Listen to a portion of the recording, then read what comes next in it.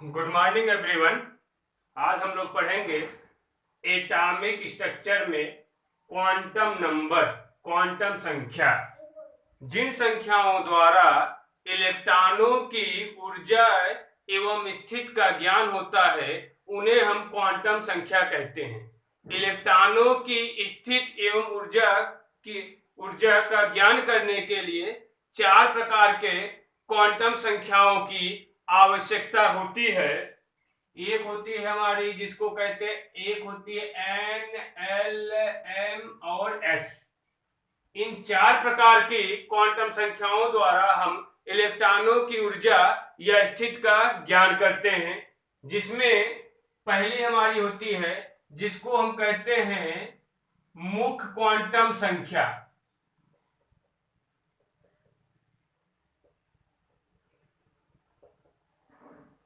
Principal quantum number.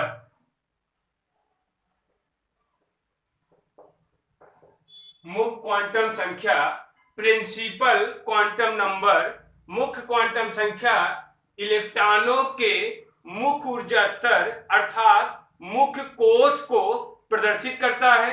मुख्य कोश कौन कौन हो सकते हैं, जिसको हम प्रिंसिपल क्वांटम नंबर को हम स्मॉल एन द्वारा प्रदर्शित करते हैं।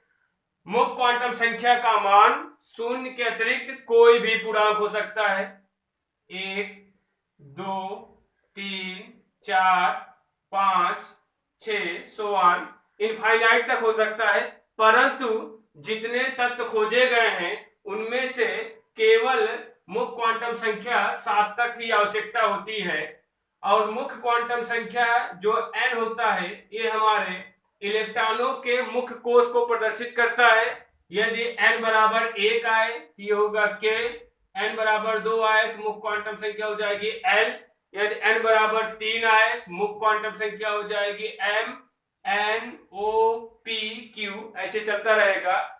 और मुख्य क्वांटम संख्या की ही सहायता से हम इलेक्ट्रॉनों का कोणीय संवेग भी निकाल सकते हैं, जिसके लिए फार्मूला होता है हमारा mvr बराबर n into h upon 2 pi.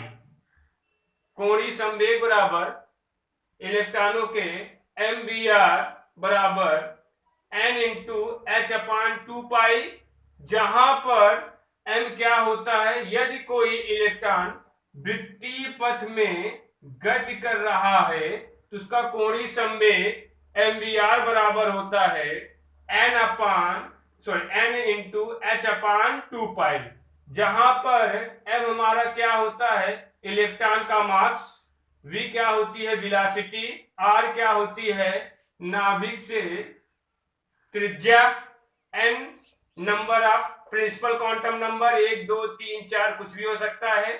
And h क्या होता है प्लांक कांस्टेंट, h की वैल्यू होती है 6.626 इंटू 10 की पावर 34 -34। h प्लांक कांस्टेंट, इसकी वैल्यू होती है 6.626 इंटू 10 की पावर -24। तो मुख्य क्वांटम संख्या की सहायता से हम कोणीय संवेग की भी गणना कर सकते हैं। अब नंबर 2 पे हमारा आता है दिगंशी क्वांटम संख्या, जिसको हम कहते हैं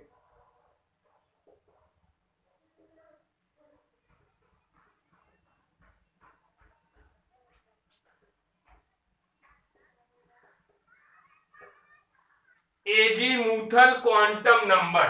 दिगंशी क्वांटम संख्या एजीमुथल क्वांटम नंबर, इसको हम लोग स्मॉल एल द्वारा प्रदर्शित करते हैं।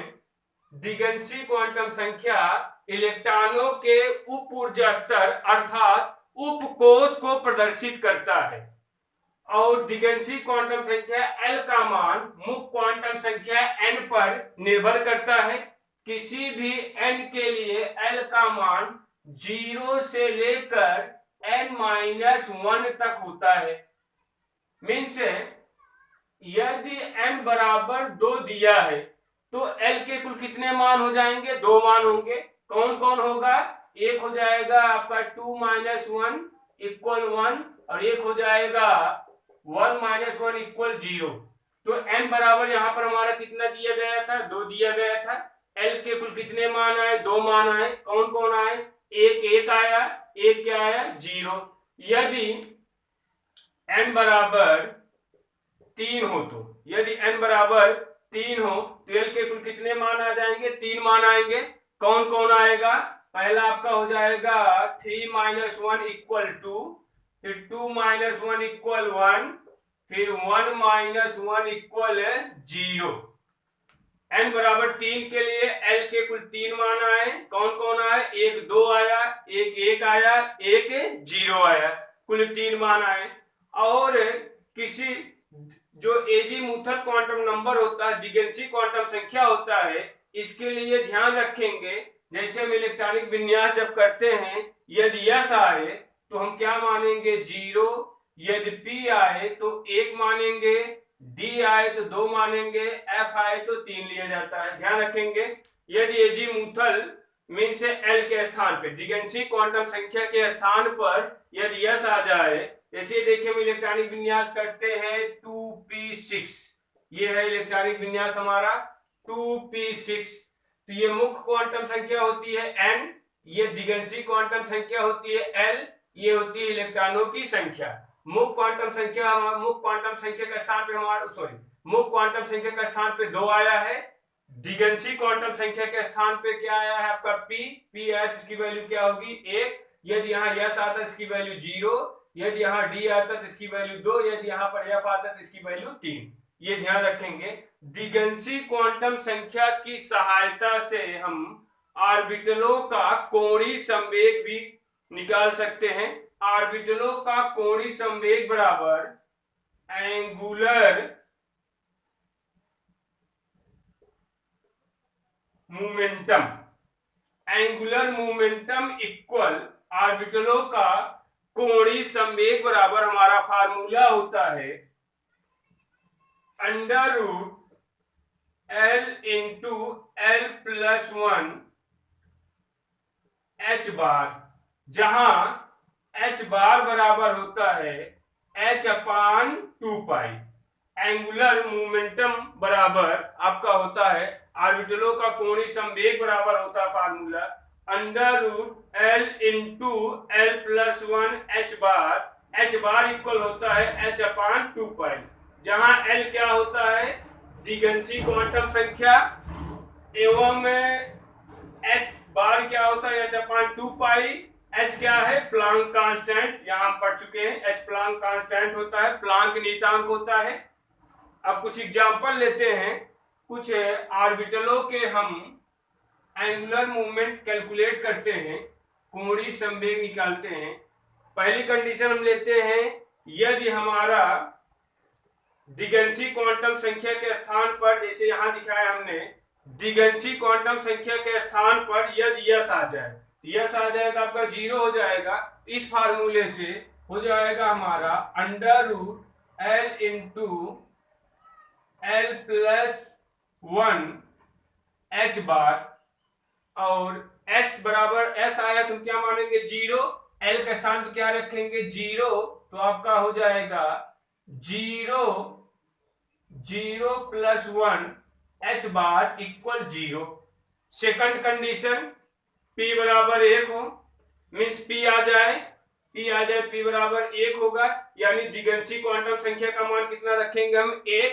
तो फार्मूला हमारा क्या हो जाएगा इसके according, under root L into L plus 1, L के स्थान पर क्या रखेंगे, 1, तो हो जाएगा हमारा 1 प्लस 1 आपका H बार, ये आपका हो जाएगा अंडर रूट 2 H बार, लिख सकते हैं हम अंडर रूट 2 H बार, या 1 धन 1 2 अंडर रूट 2 H बार, अथवा इसको हम ऐसे भी लिख सकते हैं अंडर रूट 2 हो जाएगा हमारा अंडर रूट 2 H अपान 2 पाई। ये रही दूसरी कंडीशन। कंडीशन नंबर थर्ड, यदि यहां पर क्या आ जाए, हमारा D आ जाए, D आ जाए तो क्या रखेंगे इसकी वैल्यू, L की वैल्यू क्या रखेंगे, 2। तो इस फार्मूले से हमारा क्या हो जाएगा, अंडर रूट L का स्थान क्या रखेंगे, 2 प्लस 1 H बार ये आपका हो जाएगा 3 दूना 4 √6 h बार, ये हो गया। इसी तरह यदि दिगंशी क्वांटम संख्या के स्थान पर f आ जाए तो f की वैल्यू क्या रखेंगे, 3 रखेंगे, तो हमारा हो जाएगा उस फार्मूले के अकॉर्डिंग हो जाएगा हमारा √L का स्थान पर इस बार क्या रखना है हमें, 3 + 1 h बार, ये हो जाएगा 3 1 4 4 3 12 √12 h बार। इस फार्मूले द्वारा हम लोग ऑर्बिटलों के कोणीय संवेग की गणना कर सकते हैं। ये रहा आपका दिगंशी क्वांटम संख्या। और नंबर 3 पर हम लोग चलते हैं, जिसको हम कहते हैं मैग्नेटिक क्वांटम नंबर, चुंबकीय क्वांटम संख्या, मैग्नेटिक क्वांटम नंबर।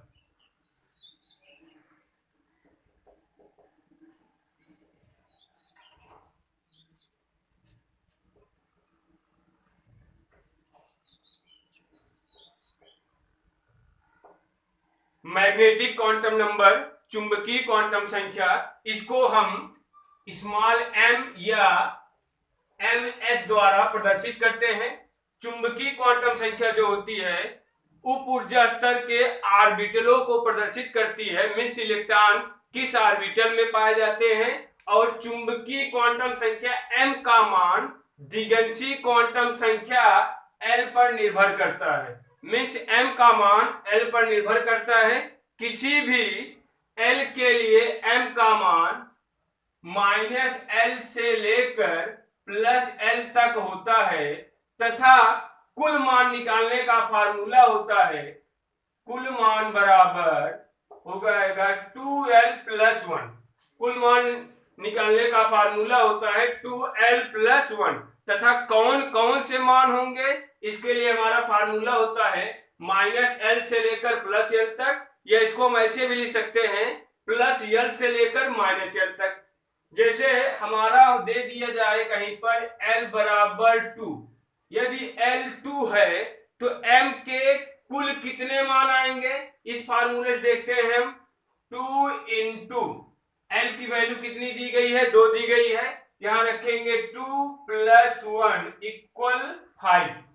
l बराबर 2 के लिए m के कुल कितने मान आए, 5। अब कौन कौन मान आएंगे, यदि l बराबर 2 तो m बराबर हमारा क्या हो जाएगा, l बराबर किसी भी l के लिए m का मान क्या होता है, -l से लेकर +l तक। तो हम चलेंगे, 2 है तो क्या हो जाएगा आपका -2 -1 0 +1 +2। टोटल मान देखते हैं कितने हुए हैं, 1 2 3 4 5, 5 मान हो गए। अब कौन कौन मान आए हैं, -2 -1 0 +1 +2। यदि l बराबर हमारा दे दिया जाए 3, यदि l बराबर हमारा 3 हो तो m के कुल कितने मान आएंगे, इस फार्मूले से 2l+1, 2 + 3 + 1 = 7। 2l, l कितना है 3, +1 = 7। कौन कौन मान आएंगे, किस फार्मूले से हम निकालेंगे, -l से लेकर +l तक। -l की l इसमें कितना है, 3 है, क्या हो जाएगा हमारा -3 -2 -1 0 +1 +2 +3। कुल कितने मान आए देखते हैं, 1 2 3 4 5 6 7, कुल 7 मान आए। मीन्स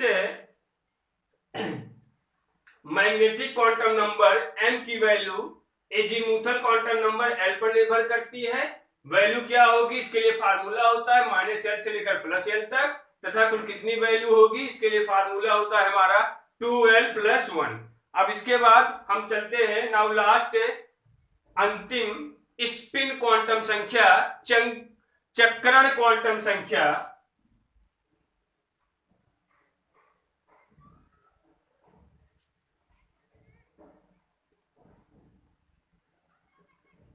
स्पिन क्वांटम नंबर, चक्रण क्वांटम संख्या, इसको हम स्मॉल s द्वारा प्रदर्शित करते हैं। स्पिन क्वांटम संख्या जो होती है, चक्रण क्वांटम संख्या जो होती है, ये इलेक्ट्रॉनों के स्पिन की दिशा बताती है, तथा स्पिन क्वांटम संख्या जो s होता है, इसकी वैल्यू चुंबकीय क्वांटम संख्या m पर निर्भर करती है। किसी भी m के लिए s का मान +½ या -½ हो सकता है। मीन्स यदि आपका m बराबर दिया है 0 या +1 -3, कोई भी वैल्यू है, किसी भी m के लिए s की दो वैल्यू होगी, एक होगी +½ एक होगी -½ क्यों? क्योंकि m जो होता है ऑर्बिटल को प्रदर्शित करता है और एक ऑर्बिटल में अपोजिट स्पिन के दो इलेक्ट्रॉन रहते हैं। अगर m 0 तो s की वैल्यू क्या होगी? दो वैल्यू होगी, एक होगी हमारी +½ एक होगी -½ इसी तरह m की वैल्यू यदि +1 है तब भी हमारी दो ही वैल्यू होगी s की, एक हो जाएगी आपकी +½ और एक हो जाएगी -½ और अगर m बराबर -3 है तब भी दो ही वैल्यू होगी, एक बार होगी +½ और एक बार होगी -½ तो स्पिन क्वांटम नंबर की वैल्यू s की वैल्यू चुंबकीय क्वांटम संख्या m पर निर्भर करती है।